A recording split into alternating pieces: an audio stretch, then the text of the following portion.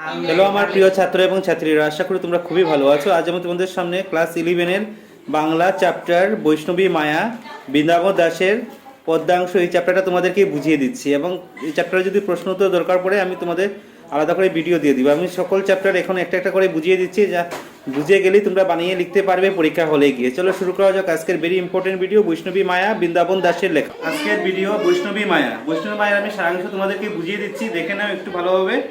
শিশু শ্রী চৈতন্যদেব শরীরে স্বর্ণলঙ্কার দেখে লালায়িত হয়ে দুই চূড় অলঙ্কার চুরির পরিকল্পনা করে। কি বলেছে দেখুন, শ্রী চৈতন্যদেবের শরীরে স্বর্ণলঙ্কার দেখে, শরীরের মধ্যে কি ছিল?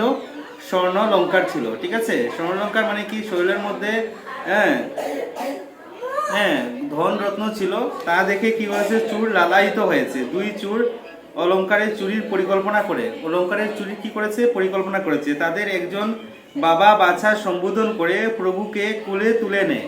একজন কি চুর কি বলে? বাবা বাছা বলে। মানে চুরে যখন স্বর্ণলঙ্কার দেখেছে তখন মনে হয়েছে যে ও চুরি করে নেবে সব স্বর্ণলঙ্কার, প্রভু গৌরাঙ্গের শরীর থেকে সব স্বর্ণলঙ্কার চুরি করে নেবে, তার জন্য ওকে মানে বলে বাবা বাছা বলে সম্বোধন করেছে। ঠিক আছে, খুলে দেওয়া। অপরজন এতক্ষণ কোথায় ছিল? এই শিশু শিশু জানতে চায়, এই শিশু জানতে তুমি কোথায় ছিলে? তারা মহাপ্রভুকে চটপট ঘরে যেতে বলে, তাড়াতাড়ি ঘরে চলো। এবং শিশু শ্রী চৈতন্য তাতে হাসি মুখে সাড়া দেয়। হাসি মুখে কি দেয়? সাড়া দেয়। দুই চোর তাকে তুলে তুলে নিয়ে নিজের গোপন ডেরার উদ্দেশ্যে যাত্রা করে। গোপন ডেরার উদ্দেশ্যে কি বলেছে? যাত্রা করেছে। পথে কত শত লোক স্ব কাজে যাচ্ছে, কে কাকে চেনে? মানে ছোট বাচ্চাকে যখন কুলে তুলে নেয়, কে বলবে ও কার ছেলে বা কার মেয়ে? মনে করবে যে ওরই ছেলে মেয়ে। সেই চূড়েও কি বলেছে? শ্রী চৈতন্যকে কুলে তুলে নিয়ে যাচ্ছে, আর কোনো মানুষই কোনো কিছু বলছে না। আর শ্রী চৈতন্যকে কোনো কিছু বলছে না। ও তো মায়া, ও তো ভগবান। ও মায়া দিয়ে ওদেরকে বুঝিয়ে দিয়ে, মানে মায়া দিয়ে মায়ার মাধ্যমে ও কি বলছে? বুঝাচ্ছেন যে চুর তো নিয়ে যাও, কিন্তু চুরে নিয়ে গেলে কি হবে? আমি তো শ্রী চৈতন্যদেব গৌরাঙ্গ মহাপ্রভু, আমার তো ছলনা আছে। কিভাবে ছলনা দেখিয়েছে? এইবার দেখবে তোমরা। চুরের তাই সন্তুষ্ট হয়ে তার মনে হয় যে শিশু তাকে নিয়ে যাচ্ছে। চুরের তাই সন্তুষ্ট অলঙ্কার সজ্জিত মহাপ্রভুকে পথে চলতে থাকে। একজন ভাবে যে শিশুর মানে বাহুর বালাক নেবে, কেউ মনে করে হাতের বালাটা নেবে, অন্য একজন ভাবে যে অন্য কিছু নেবে, একজন ভাবে যে একজন গলার চেন নেবে, একজন ভাবে যে হাতের বালা নেবে।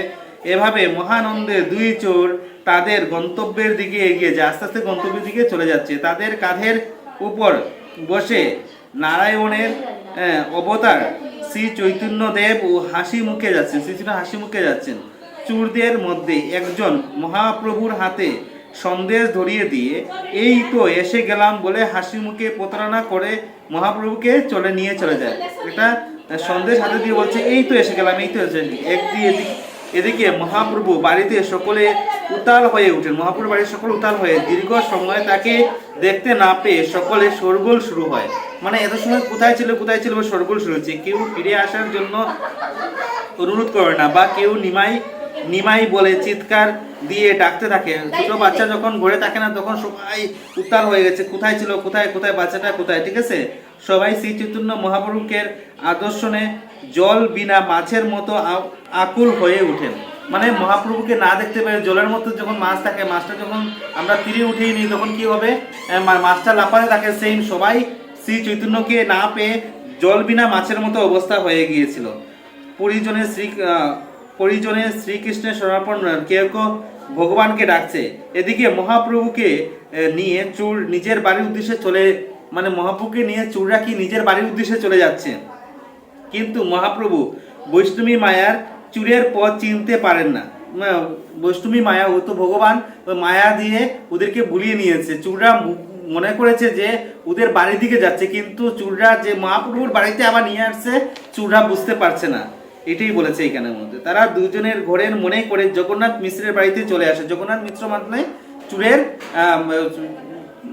চোররা কি বলেছে? মহাপ্রভুর বাড়ি, মানে মহাপ্রভুর বাবার নাম জগন্নাথ মিশ্র, মহাপ্রভুর বাবার নাম জগন্নাথ মিশ্র, ওনার বাড়িতে নিয়ে আসে। মহাপ্রভুকে নিয়ে এসে গেছে। মহাপ্রভু তাকে শীঘ্র নামিয়ে দিতে বলে। মহাপ্রভু এখানে নামিয়ে দো। সেই মুহূর্তে যেখানে সেখানে পরিবারের সকলে জগন্নাথ মিশ্র এসে মহাপ্রভুকে আনন্দিত হন। মানে জগন্নাথ মিশ্র যখন দেখে যে গৌরাঙ্গ মহাপ্রভু এসে গেছে, সকল আনন্দিত হন, আর এই বুঝে চোররা এখান থেকে পালিয়ে যায়। মায়ামুগ্ধ চোরের বিপদগ্রস্ত হয়ে তাকে কাঁধে থেকে নামিয়ে চলে যায়। সকলে আনন্দে হরিধ্বনি করে তুলে উঠে এবং জগন্নাথ মিশ্র পুত্রকে কুলে তুলে নেন।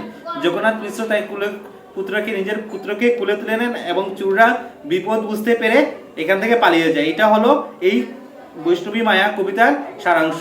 আশা করি তোমরা বুঝতে পেরেছো কিভাবে গৌরাঙ্গ মহাপ্রভু উনি নিজের ছলনা দিয়ে চোরকে কিভাবে আবার নিজের বাড়িতে নিয়ে আসলো, চোররা কিভাবে নিজের বাড়িতে নিয়ে আসলো, আর গৌরাঙ্গ মহাপ্রভুকে না দেখতে পারে ওর পরিবারের মানুষরা কিভাবে মানে উতলা হয়ে উঠেছিল, এটাই এই চ্যাপ্টারের মধ্যে লেখা। আশা করি বুঝতে পেরেছো। এবং কোয়েশ্চেন আনসার দরকার পড়ে তোমাদেরকে আলাদা ভিডিও করে দিয়ে দেবো, আলাদা ভিডিও অলরেডি দেওয়া আছে, দেখে নেবে। আর আমার চ্যানেলটা যদি নতুন দেখে থাকো সাবস্ক্রাইব করে বেল আইকনটা বাজিয়ে নেবে। আমি সকল চ্যাপ্টার এভাবে সকল চ্যাপ্টার তোমাদেরকে বুঝিয়ে দেবো। আশা করি পরীক্ষা হলে গিয়ে কোনো প্রশ্ন না পড়লেও তোমরা পরীক্ষা হলে আনসার করতে পারবে।